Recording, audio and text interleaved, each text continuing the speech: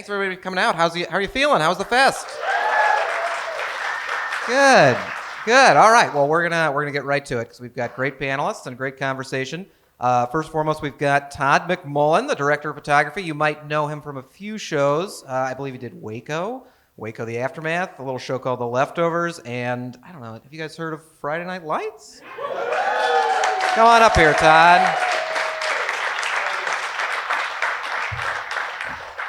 And then, of course, we've got Abe Martinez, also director of photography. He's on a little show called Cobra that I bet you guys have seen, as well as 61st Street and The Chi. Abe, come on up here. Let's get started.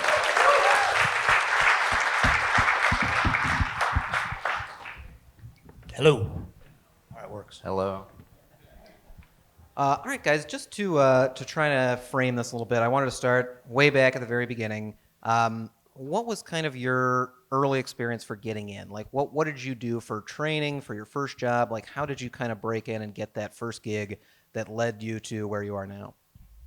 Abe, you got the tie on. You go first. Yes. Well, I got the tie on because maybe I would have a coffee stay and I could just do this. Little movie tricks.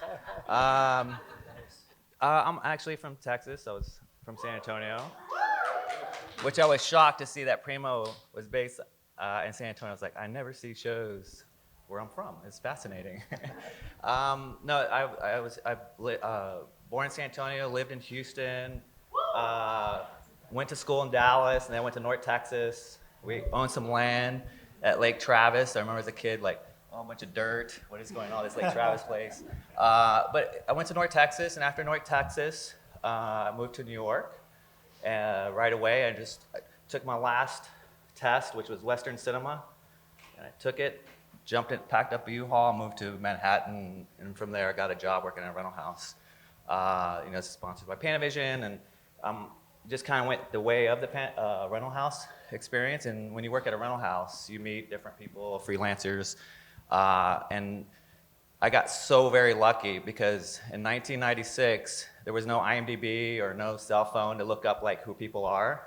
Like literally, I took a notepad and wrote down everyone's name, like Hernan Antano, or like write down everyone's names and like they like this piece of equipment, and I just was like, and I still like go crazy on notes as we talk about director and DP process. I'm like a note guy, but to make a long story short, I met the DP from somebody I was working with in New York. He's like, hey kid, buddy up to that guy. He shot Saturday Night Fever, and it was like he did, and I just kind of inched up and said, Mr. Boda, hello, and I still had my Texas side of politeness and wasn't so rough in New York City.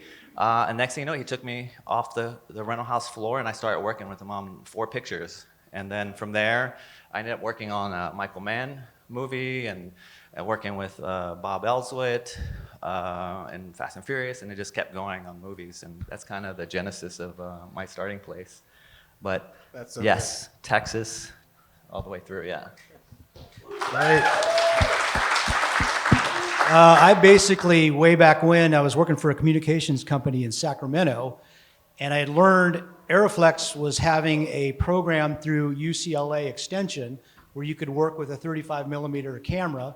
And at that time, I really wanted just to load film. So I would drive on Fridays from Sacramento to LA, which was like 4 hours one way, just to go to a class that started, I think, at 6 and ended at 9. And they'd bring out the cameras, you get to load everything. And then I'd drive back to Sacramento at the same time, so because I was going to school then. So it was just going back and forth. And finally, I just fell in love with that whole process of dealing with the film, cameras. And then I decided to go to LA, and I just went to Panavision at Woodland Hills, and I just bugged the hell out of everybody. And at that time, there weren't obviously many people in the business at that time. So I just started making friends and started coming on shows to do movies. And then I got a great break. I got a call from one of the guys I met there. He says, hey, we need a B camera on this show Casino in Vegas. And we need somebody for 7 days. I said, 7 days? I'm young. I'm there, man. So it turns out I go there, and I was there for 110 days. So it was like, but I was having the time of my life. I was staying in a hotel that was a little bit suspect. It was very noisy at night. But we were shooting at night, which is great. So it worked out great, and that's kind of how it got me into where I'm at now and just kept networking and loving what I did. You know, I never gave up on how much I loved it. So. I guess in those early days, like when you're meeting people and you're trying to, tell them like, hey, I'm good at this. I'm excited to do it. What are you showing them? Like, what are kind of the conversations like that early on where you're trying to form a bond, you're trying to connect with people, you're trying to, both convince them that you can do the job and that, you're somebody who's good to work with. What is that kind of relationship building like, I guess? Well, in my case, I just was quiet. I knew I had to be a witness on big shows and just kind of do my job, not ask too many questions, but be there for everything. Just kind of keep a distance, but know what's going on. Try to be ahead of the step of what I need, if I need new batteries, new mags, whatever, but doing it without, creating a scene or being too into it.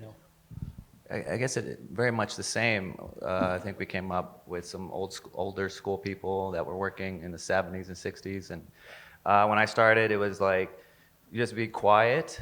And I didn't even sit down. I was loading mags and loader. I never sat down.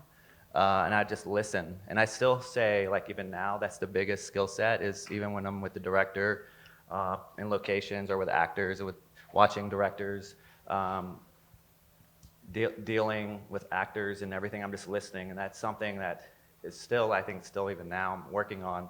But just coming through is constantly listening, because a lot of what I feel like what we do in photography is to serve and magnify stories, and the best way to serve is to listen, and I think that's the biggest skill set, really. That's great, and that leads perfectly into what I think the core of this panel is about, which is just trying to create the images that really connect with an audience, especially nowadays where it's changing a lot, but also building those relationships and how you work with people on set. So when you're starting a new show, when you've been hired to DP and you come in, what are those conversations like about the visual language of the show? What are you saying to the director? How do you kind of approach them? Who are you talking to? Like, is it just the director? Is it like producers, showrunners? Like, what are those early initial conversations like, and what do you use to try to set the example for, like, this is what I'm thinking of, this is what we could do? And again, like if it is listening, like if it is, just getting the feedback, what kind of stuff is being told to you and how do you process that? Well, that's great. I think one of the reasons why I think we all pick this is because we get to tell many different types of stories, and you really, like, one day I'm in a Western, the next show could be sci-fi, and I really liked that as a kid. I think that's where my imagination goes. Like, my imagination's constantly going. And a lot of the time to feed the artist side of me happens very front-loaded when I get a project. So I shot National Treasure for Disney+. And I just remember hearing another... I love the show. I'm so sad we didn't get season 2. But I think every show is different. I shot Queen of the South. I've shot in other shows. And for that was like a woman hero type template, but that's come up by herself into an empire. So for that, I use my mom, and that's how I try to pack it in, because relationship is the strongest and it comes through your work. So for National Treasure, it was interesting because in the very beginning, to prep the look, I knew one thing coming in that I've always had in my hip pocket: I'm not going to make Mexico have this yellow hue. I was like, number one, I will get grief forever. So immediately I started immersing myself into history. I started looking into the muralists like Diego Rivera. So I really come in strong with art when I have no one to impede that process after getting the script and talking to the showrunners and hearing where they want to go. But this one I really went deep dive because I love the actor process. In terms of like their backstory, and I literally paid Ancestry.com to take my ancestry and went all the way through Mexico to 1705, and just to hear the journey and the progress through the whole Texas chain through Mexico, and they're like, we got you down to 1705. We can go to Spain if you want to pay more money. I'm just like, wait, I have to wait for season 2 maybe. But in that, I did a lot of research. I went down to Mexico City, and like I just started studying muralists. I'm up for another movie, like a boxing project, and I really just started immersing myself into the show. So I just did another show called Obliterate for Netflix, which is kind of like a true lies spectacle action. So basically, the whole time I'm on the show, I'm just watching like Die Hard and True Lies, and like I'm just constantly, because once we get to set, it's like you're managing the day and you're doing a lot of scheduling, and it's not a lot of photography. it's like it is a ton of photography, but it's also a lot of management to run the day's work. So really, I do a lot of art. It can be like one painting. I had Monica Raymond. She's an actress, and it was like I just met her, and next thing you know, she gives me like this painting, and it was like this beautiful indigenous woman with the womb and the village coming out. I was like, oh my gosh, I love these colors, and I'm gonna and I ran with that. So it can be anything really for starting to look. It can start with the showrunner. It can start with the producing director. It can just start production design, but I think it's a lot of very collaborative process, truly. Yeah, I think it goes with who is doing what, and on your point, you may have a really strong showrunner who's the director, and they also maybe wrote this. So when they write it, they have these certain things in their head, how they want to do it. And so you come to them with, I try to get their kind of idea first because I don't want to throw everything out right away and, they go, oh no, that's not what I want to do. You're not the right person. So I kind of feel it out. But it also depends on if you're coming onto a show that's already established with a look or you're doing a new show like a pilot. I've been fortunate to do a lot of pilots, and I've had a bit of freedom with directors who may not be as visual to kind of find a nice look and to take it someplace. But then, you get on with other people that are stronger, so you just kind of go with their thing. But it depends if it's a pilot. If a pilot, you can go crazy. And if it's a show that's already established, I think you can take a look that's got flashbacks and certain scenes that you can play with. But for the most part, it's going to be kind of an established look. I did one pilot, and we spent days and days with this director, and we went through everything from Casablanca to, every show you could possibly imagine that was beautiful. And then the first day on the set is, oh, we can't do that. We got to get a close-up. It was like you spend all that time, and it just goes out the window because a producer's back there going, no, we don't use wide shots. We don't do that. So you spend all that time, you're like, shoot, well, we tried. But I think you just try to, as Abe said, you pull from specific things that really appeal to you and images that convey emotion, and framing. That's not so, standard where you go, oh, wide shot, medium shot, close up, over. And that's such a formula these days. You try to break out of that because everybody's used to it, but people are really afraid, especially new directors are afraid to not deviate from that. You may go, well, let's just do this in one and we can move it around and it goes into the close-up. Oh, I don't know if we can do that. So it depends on the show and how established it is, in my experience. Well, I wanted to ask, you mentioned that, you work with directors who, either have like a strong, visual component to their repertoire or people who maybe are a little less so. When you're like stepping into those projects, is that something that you try to find out before you meet with the director so you know how to talk to them? Like, do you worry about overwhelming them with information or being too technical with them? Like, how do you want to start that relationship? Because it is like, that is important. Like, you want to have a good bond with the director, right? Like, you want to have like kind of that, be able to talk to them and listen. Yeah, absolutely. And I think you want them to get on your side that they know you're going to go in the trenches with them no matter what happens. So it's a great question because sometimes you just don't know. I had a director I didn't want to give too much out, and then he was kind of getting frustrated. Finally, I mentioned something. He goes, that's what I want to hear. But I didn't really know that because he kind of he was an actor. He had a strong personality. So yeah, it's a fine line just to gauge that.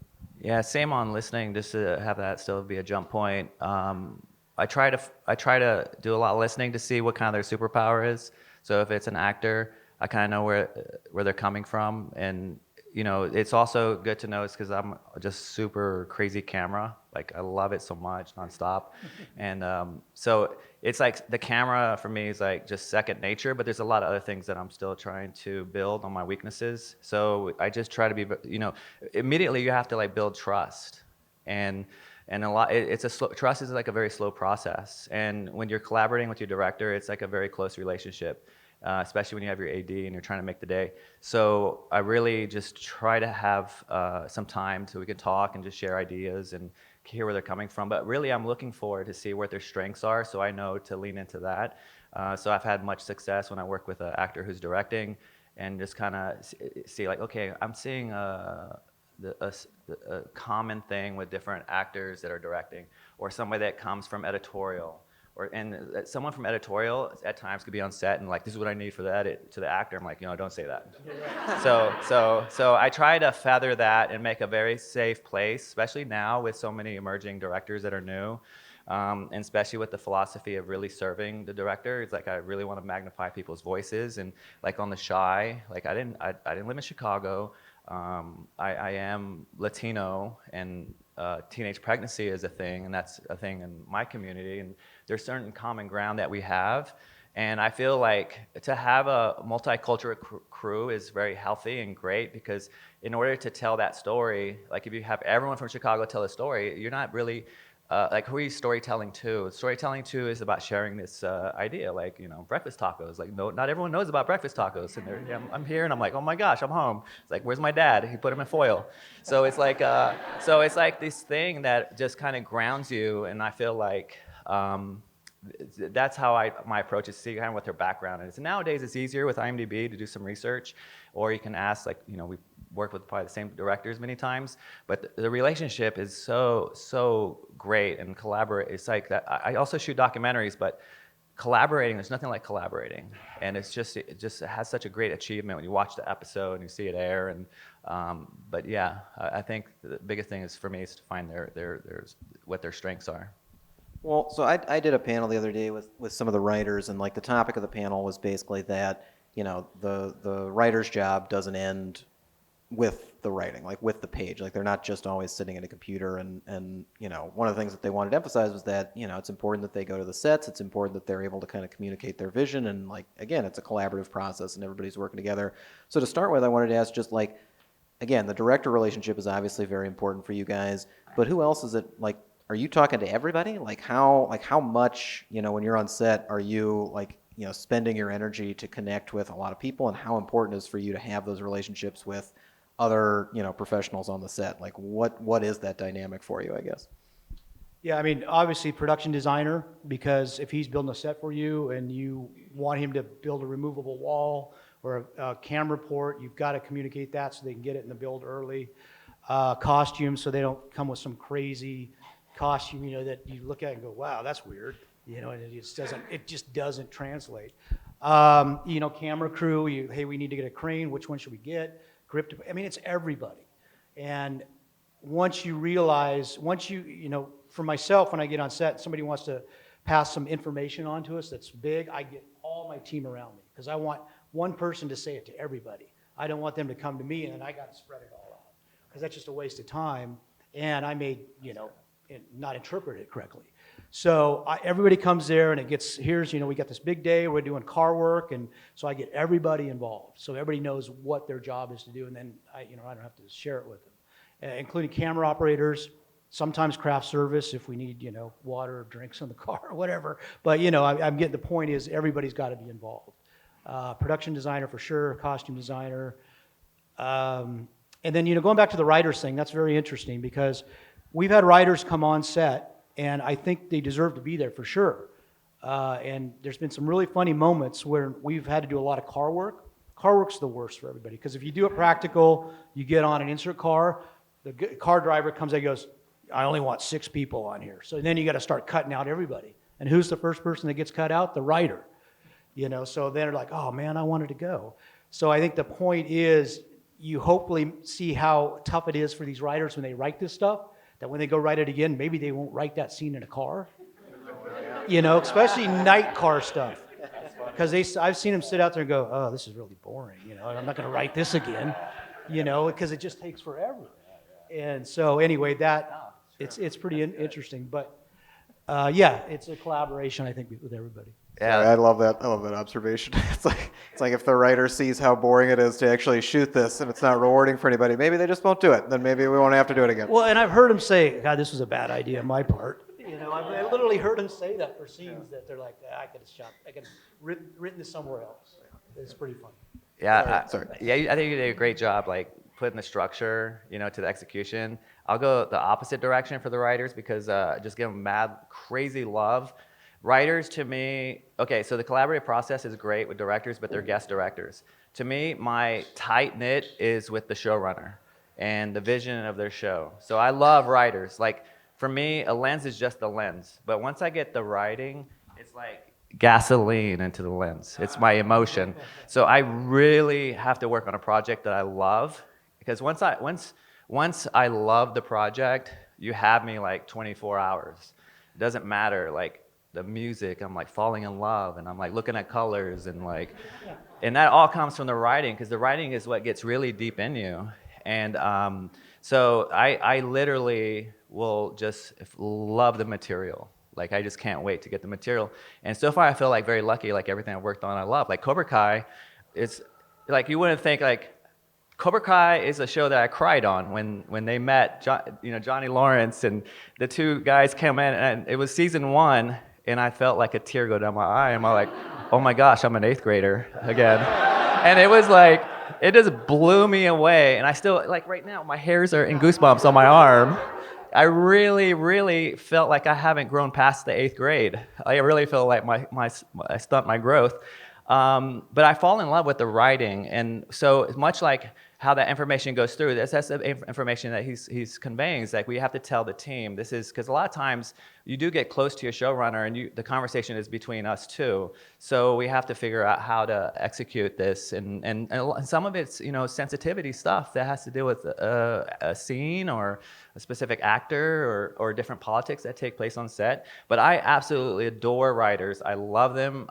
Although they have many notes at times from the village that could seem to slow the process down, but I value it because it's making us more dimensional. And writers put a lot of thought into it, and they really, really think this through. But when they see what's happening on set, I think it will offer more efficiency on the set as well, and that does affect the line item. So you're going to actually save money. And you're right, they don't, it's like nighttime and all these different scenes. You can really tighten that up, but it comes from the typewriter. And I'm the person, as I mentioned before, I really try to serve the script. So I will shoot it the way the writer wants it, and I'll try my hardest. I wouldn't be the one to maybe change some locations and whatnot, but I really try to serve the story the best I can or add to it, and just take certain lines. I'm like, oh my gosh, I love this line, and really carry it through, because as people who shoot the show, we're the ones that bridge the gap with every director. Right. And we're here also to fill in the gap for the tone to the incoming director that comes in that you're prepping with. Or if you're doing every episode, it's very, very tough, but sometimes you're the consistent line through that help out and aid the story that you're driving for the whole seasonal arc, not just the episode. Yeah, I wanted to ask about that because, again, like there are, like in television, there's so many moving parts, and each episode is it can be its own thing, but also it just depends on the project and who's in charge and what's going on. So how does it change for you, I guess, when you're either like we've talked a lot about starting with a pilot and starting from the beginning. How does it change in terms of your approach and what you're studying and what you're prepping and what you're offering to the director or what you're communicating with them when you do come in after they've already started the series? Like if you're coming into episode 6, or you're coming into season 2, or you're coming into just later on in the project. How does that kind of shift your approach in terms of building those relationships and also what you want to offer the people that you're working with? Yeah, I think from my point of view, I'll speak with the writers and the showrunners, say, hey, this is, is there anything you want to start changing or any direction you want to start going? Any way we can tell the story differently with some of these characters, and get that input. And, if they say, yeah, we'd like to maybe not do as much coverage, or maybe a little darker here, or, lighter here, or whatever, then we'll kind of find that path and do that. And if not, I just, realistically for me, you could go into a scene and you see what you got, and it's just going to be that way. There's not much you can really, maybe the way you cover it, maybe a little bit of the lighting, but the point is you got to shoot that scene in a certain amount of time, and you can't overthink it. So a lot of that time comes up, and you just want to get those out for the bigger, more interesting scenes that you have in the script later, where you can put some more time into that. So that's how I just kind of ask and see where they want to go with it. And if not, we just keep going through the same, same look. I feel like I'm in, I feel like my whole life, maybe many in this room too, is that I'm in a place of transition. So I remember, here's a typewriter and you're typing, and then here's a computer, and then it's like, here's a pager, here's a cell phone, here's film, here's digital. Thomas Guide. Yeah, Thomas Guide, running off maps. And it's fascinating because I feel like this time that we're in, it's very much in transition. And, so going from season 1 to season 2 on The Shy, because I worked additional photography on The Shy season 1, But then it was, then we had a black showrunner, and she hired me, and I guess I feel like so sensitive on that, but the thing was like, we were having a conversation like the season 1, there's a thing like black poverty or poverty, and it happens in Latino storytelling as well. Because it's like, oh, this looks all dirty. Why is this house all dirty? It's like, it's supposed to look gritty. I'm like, no, gritty, dirty, what? I'm just like, I don't see neighborhoods like this really, and So culturally, what we did on Shy season 2 is kind of give it a little uplift, and not really dwell on the poverty side, but the spirit of the situation. Because I still feel like you as artists and storytellers, I think not only to serve is to see, also to do this with character work, is to see what people's gifts are. And a lot of times your gift is displaced, So if you're in a neighborhood where your dad's not around and someone sees that you have charisma and you could sell, like, okay, well, the street will nurture that gift. So like Teresa Mendoza from Queen of the South was smart and a money changer, and then next thing you know, like the cartel takes advantage of that. So that's our story. So every character, like from National Treasure to everything I ever shoot, is to see what their gift is and how it was taken from them. So on The Shy, I remapped everything. I talked to the showrunner. I brought in more light into the house. I didn't want to feel disparity. It's much like that yellow filter on Mexico. I really wanted to put more layers and more dimension into the Chicago South Side, and then really wanted to, I was getting my hair cut. I'll get braids. I'll do whatever it takes to like really lean into it. And just really listen. And the listening is not only on set, it's off set. Because we're trying, a lot of times we have a message in there in terms of where we want to go in the story and what was significant. And that was about the different generations of men in the South Side. And that was our starting place. And I wanted to see how those different homes looked. So we added more color. So sometimes from different seasons, you're able to change the show. And it does take place in the beginning. It's like, what did you like? What worked? What didn't work? And we can evolve that look. So I think television is fun that way because you can be like, oh my gosh, we're gonna go to a different country on this episode, and there you can play. You can make it look however you want. So for me, I try to keep things very simple, as we mentioned. What is the simple idea that you can apply? And serving and finding out what people's gifts are, and also with the character, because it's just human condition and connection, really. That's great. And I mean, that's also such a fundamental aspect of TV, that it continues to grow and that you kind of learn from what you're doing as you go along with it. And that's such a great example with The Shy, especially because I feel like that's something that even, kind of came across in the marketing materials when they were trying to promote seasons 2 and 3, like that they were trying to be more colorful and more clean and engaged with the characters, as opposed to just kind of, forming some sort of traditional or preconceived notions. So, but leaning into the idea of kind of how TV is transitioning and the changes of it all, could you guys talk a little bit about what you've seen in the last 10 or 20 years? Like, have you noticed that, just at the Cheers panel, and even when Ted and Mary were talking yesterday, they talked about how they've noticed as actors that, audiences are expecting so much more from TV in terms of how it looks, in terms of like the presentation of it. And, people will call it cinematic, or people will call it film-like, and those kind of terms. But, on your end, I imagine, the expectations are higher, like they have increased in some way, or they're asking you to do different things, or, on the more positive end, asking you to experiment and get to do some of the stuff that's more exciting to you. Have you noticed that, like, as you've kind of grown, and what's that been like for you to be able to embrace that? Yeah, I think it mostly depends on what network, who the director is, who the actors are, and all that. And I noticed the last show I did was a big show. It was Apple show, great actors. They want to do everything cinematic, very artistic. And with that comes, how I interpret that is great big wide shots. And we did a lot of huge shots. You'd be in here, you just do all these wide shots, and you look at the person, they're this small. I mean, they're that wide a shot. And they were beautiful.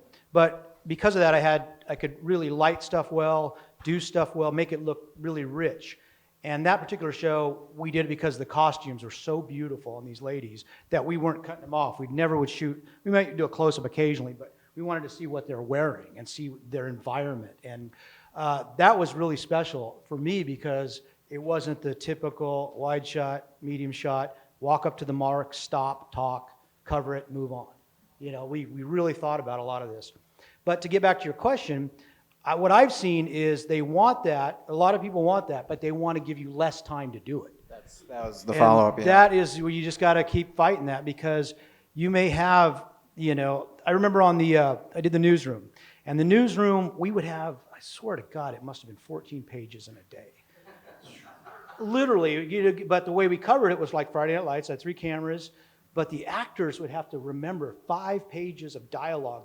Just crazy, like Jeff Daniels. I talked to him in the morning, he's fresh. Oh yeah, I played guitar all last night, and then at the end of the day, he'd be like, don't talk to me. Because he had to remember 5, 6 pages of really intense dialogue. And the way they played it, they did not want to stop and cut. You cut everything as much as you could. So we'd have all this coverage where cameras are moving to do a wide, want to get tighter, move over here for a tighter angle here. So it was really a nice dance. It was dancing with the actors and making it work in 1 or 2 setups, which is phenomenal. As opposed to when you get on, I meant to just say it, network shows and stuff like that, they still want to do something big, but they just can't seem to let you do it.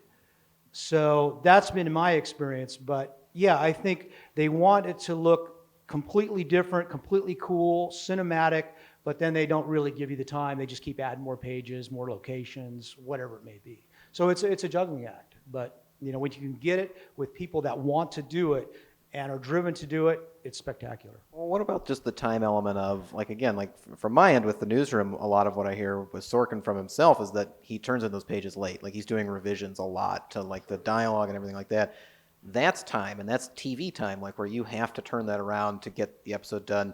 Does that affect, you know, what you're trying to do? Like, is that another kind of, you know, I wish you guys would be able to give me more time to plan this out and you just have to work with it? And does that happen often where you just don't have the literal time of production to get it done?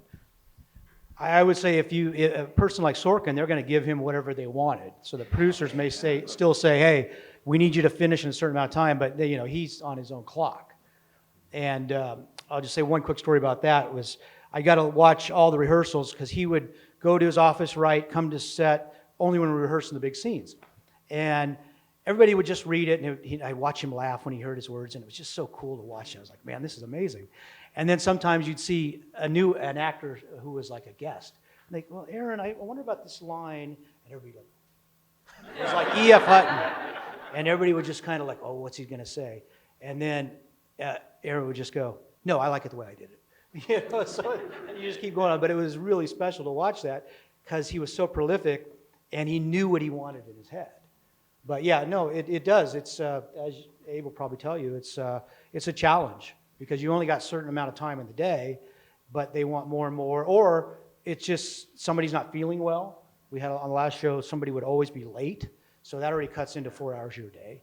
So there's already so many of these elements that come into this situation that you got to navigate and then make work out and then try to get it done. At the same time, our industry is going through some changes with the VR, the wall, the video wall, and so there's also a new workflow pattern being set with, just learning that process. Not even learning, we're doing it. I'm already doing it. We're already working with wall work. Every show I have the LED walls and. But now with the next generation, I think with the Gen Zs, they're going to be, the Minecraft generation. I think they're going to be, actors will be like scanning their faces and then like, I'll loan this out, I'll rent this out to you for make me look younger. And so I'm actually really doing testing even now with mapping, doing skins, and me and my kid. So he'll make go into Blender and just skin the body and just have them go to different locations. So we have like a lot that's going to be happening. I think like stunts, you'll be able to move faster hopefully with stunts. You can just put the actor's face, skin the double. I think that's coming. I think actors I think that next generation of actors are going to have to face that issue because my kids are already doing it, and they're doing that reality, with the screen and making it and putting himself anywhere in the world. So I feel like we're asked to do so much in such a short period of time, But then we're having this big technology coming out as well that's going to determine the workflow. So you have to really set these boundaries to have time. You don't rush it and make mistakes because the costs are very big. We're having like these big meetings, even Netflix. We have this entire phone calls that are long talking about the wall and what the do's and don'ts. And, it's like, we're stepping out, but at the same time, we're, for me, coming from a place, and I'm sure you would say the same, like the best is to find what is truthful in the scene. So for me, lighting is truthful. So once you start getting to more video wall and more, not real set or set extensions, it breaks that truthfulness. And I really, really practice on trying to make everything as truthful as possible. Even if it's a heightened reality or magical realism or whatever your show might be, a musical. If anyone of you guys out there, let's do a musical. I love music and dance. But at the same time, it's changing so fast. You just cannot take a break. It was like film. Oh, here comes digital. It's like it's changing. So you got to really stay on top of things while you're doing a show as well. Like things get thrown at you, and you really have to figure it out. And the onus is really on you guys to do that, right? Like you have to, whether it's figuring it out because on the job they've come up with the idea and you need to learn this to execute it, or between shows when this technology is out there and people are going to be asking for it, you guys have to do that, right? Like you guys have to just kind of take it upon yourselves to figure out how to get that done, or do you have like studios and people helping? And Well, I think you try to help them out, and one thing I was going to add is what I've seen on a lot of shows lately. Because of the time element and all the things that come up, there's been a lot of throwing things to visual effects later. I was on a show where there's a lot of driving, and they didn't want to do it practical. They want to do everything green screen. And I think for everybody out here who writes stuff and wants to direct, you just have to be prepared because you can't throw everything onto visual effects, because there was a show, there's so many visual effects that they threw on during production, they can't get them all done. They're too expensive. So they're cutting scenes and the time. So they say, oh, we're going to air this in July. Well, visual effects aren't going to finish till October, November, if they want everything. So I think the point being, I feel part of my responsibility is to say, listen, let's just do this now so you don't have to deal with visual effects later. And they go, oh, no, it's going to be easy. And everybody says, oh, they can do it on iPhones now. Yeah, great. Well, that's 1,000 shots on iPhones. It's still going to take a long time. So I feel my responsibility to say, no, I think this particular scene, it's 2 pages. Let's get on an insert car. Everybody hates it. Let's shoot it. You've got it in the can. You don't have to worry about coming back to it. And they always relent to that because it makes the most sense.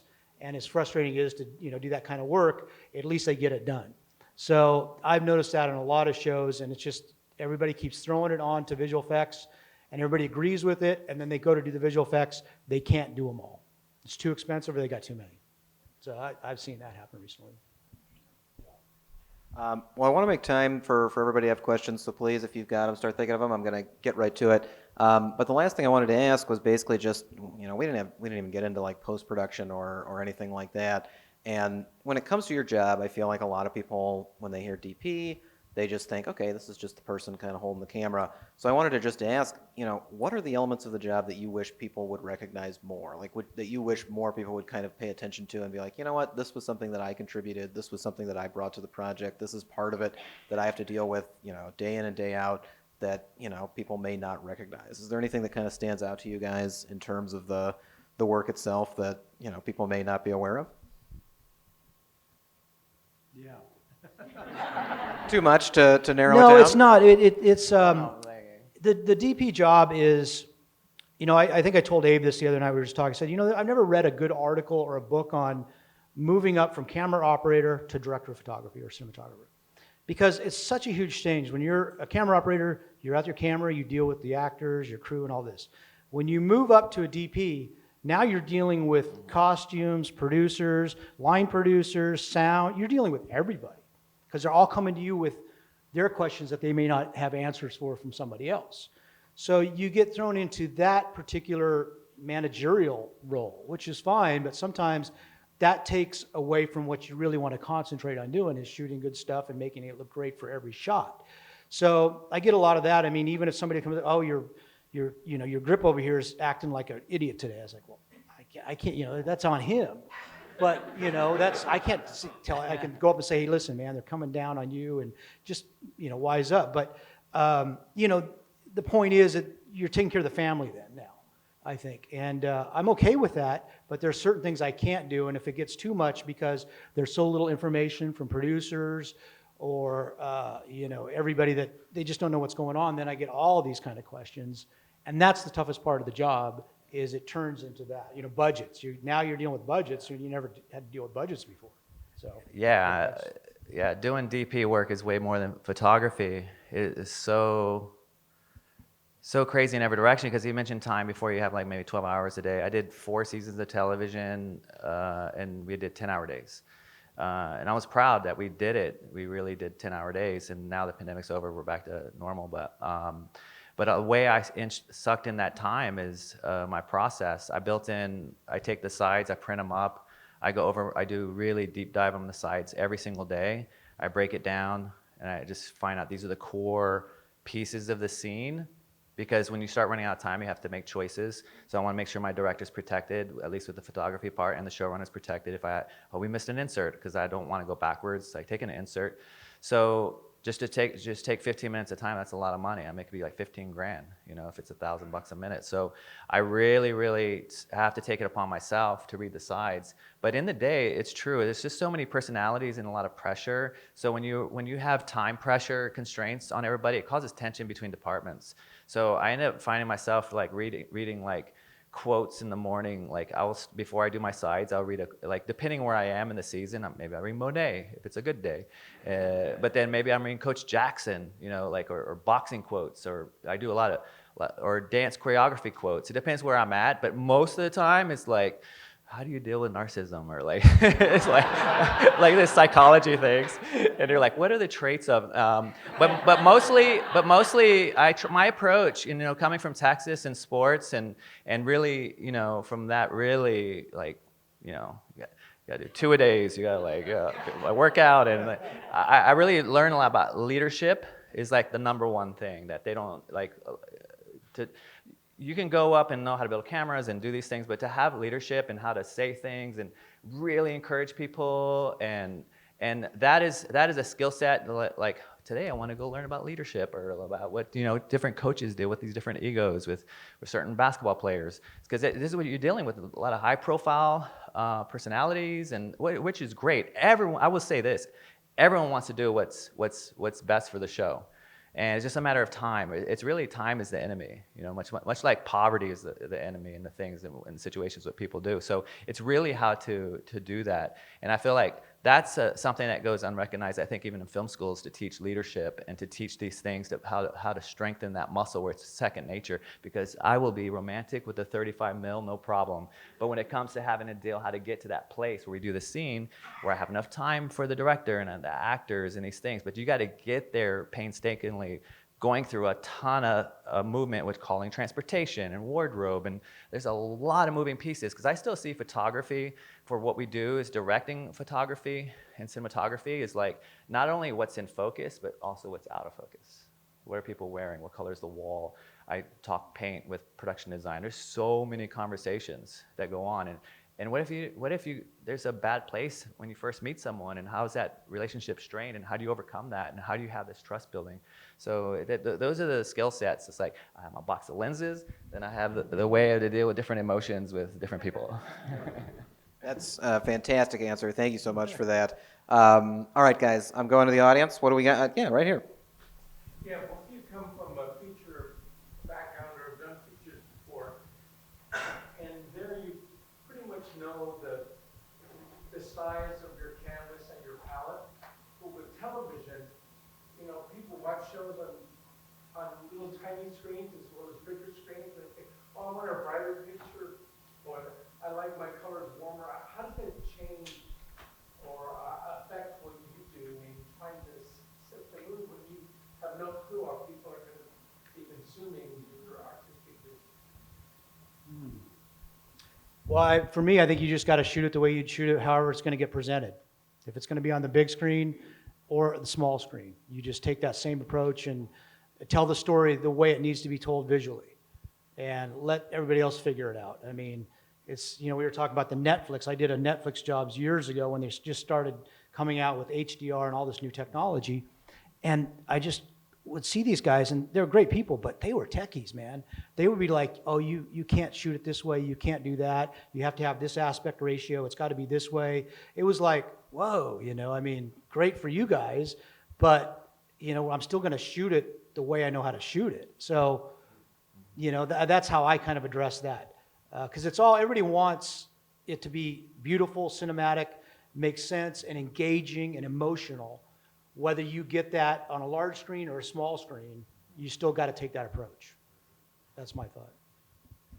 Yeah, I'm the same. I'm just kind of have my process of thinking like it's still going to be big screen, but there are some technical things I have to be aware of for the final output for the phones. But I think that, yeah, you're right. There was a very much a hurdle when I was first doing it, but now I've come to accept it. People watching on their phones, so.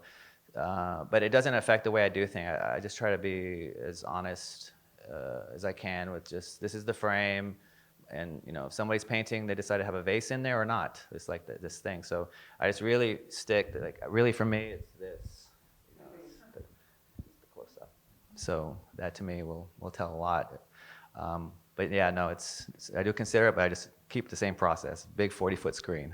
That's what I think. And speaking of that, there's a funny little story. We did I think it was the first or second season of Friday Night Lights. And if you guys have seen that show, it's a lot of handheld camera, a little bit of zooming. It's moving around. So somebody had the great idea, hey, let's do a screening over at the IMAX over here at the, the whole cast and crew were in there. The first few minutes of it, people were like this. They couldn't watch it. It was so crazy, just nuts on that big screen that it made you sick. So everybody just kind of got up, went to the bar, and we all just talked about it. It's like, that was the worst mistake ever, So to your point, yeah, you think about that sometimes. That's a good one. That's scary. All right, let's go. Anybody else? Yeah, right here. My question's for Abe. So, Queen of the South was based off the novella. You have Cobra Kai, which is based on the movies. How do you balance being referential and showing reverence to the original material, but still putting your own kind of spin and vision on it? Yeah, no, it's weird because I feel like I'm like the reboot guy. I'm like national. I was like, I love movies, and then all of a sudden I'm like, wait a second, I'm doing National Treasure, I'm doing Cobra Kai, and I'm like Lincoln Lawyer. I shot that, and I'm just like, gosh, what's going on? I better make some different choices. No, I feel like I just go really to the core of for every single of those projects. I just still try to. My dad was a biker, he's Latino, and like, oh, I can add something to this scene, I can add something. My mom, came up, had me very young, and ended up becoming an executive at makeup. I knew about eyeliner, and I just knew about makeup in middle school because I grew up. My mom, she worked her way to be an executive, and here, in Dallas and North Park Mall and Neiman Marcus, and so. And then she's like, oh, they're having a sale, here's some clothes. And then I started learning about wardrobe, and then my aunt did hair.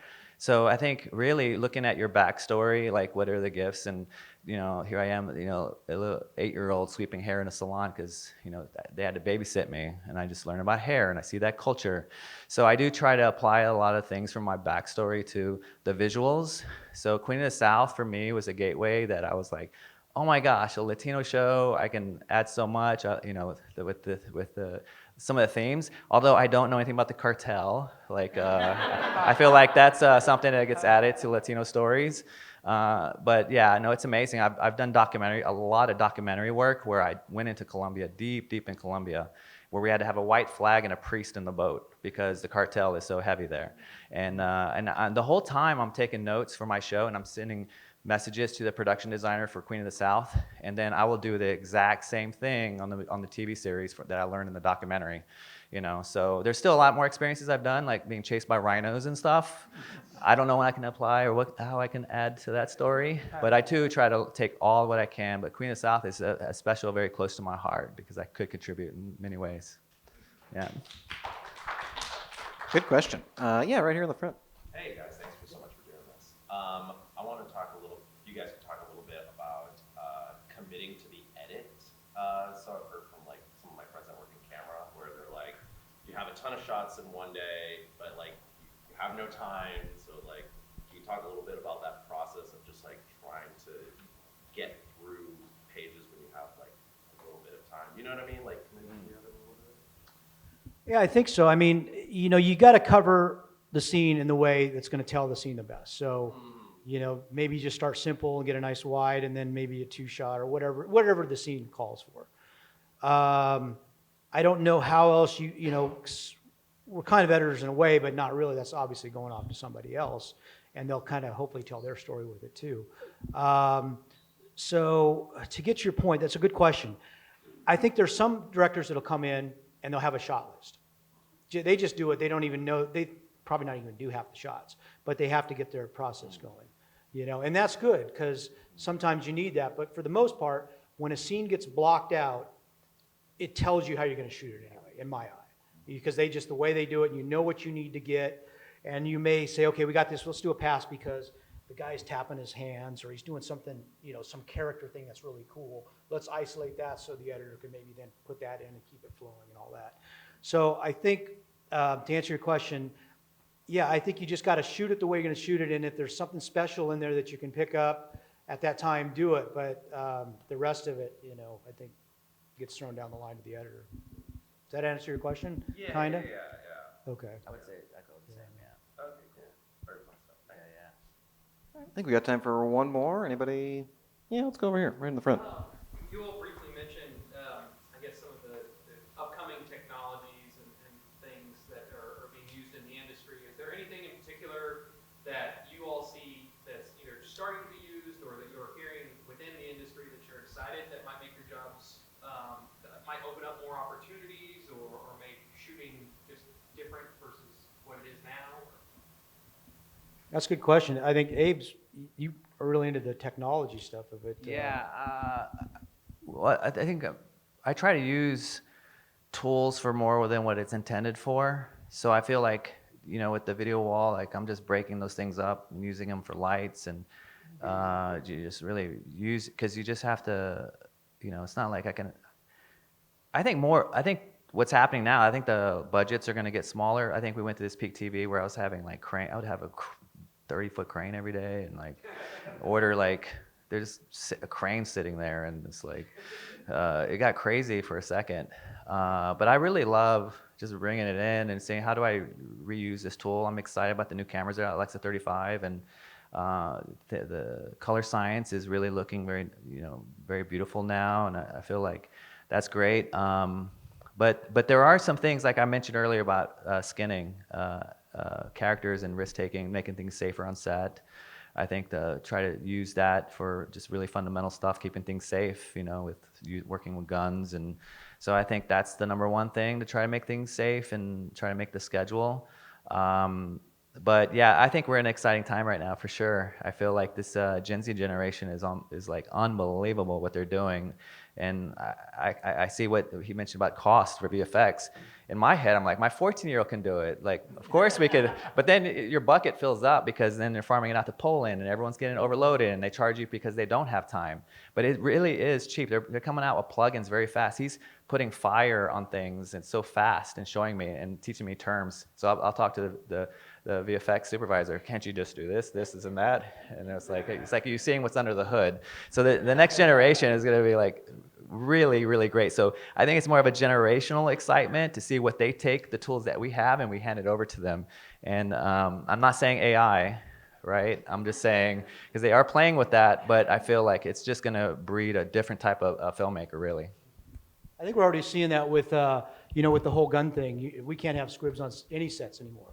So, in gunfire, so they just, hey, let's just put it in, put a flash in later, goes quick. They can do that fairly quickly. So we're seeing that, but if it costs more time, that's going to be an issue.